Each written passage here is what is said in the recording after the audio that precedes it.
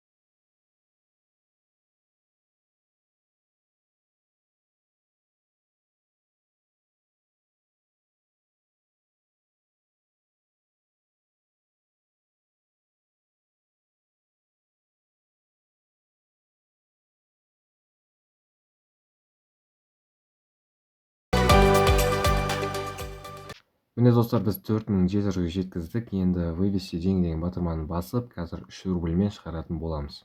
Көріп отқандарыңыздай осылай тоқтамай күнде осылай 50 рубльден шығарып отыруларыңызға болады. Әрине 10 телефонмен жасайтын болсаңыздар 500 рубльдей табуға болады күнделікті.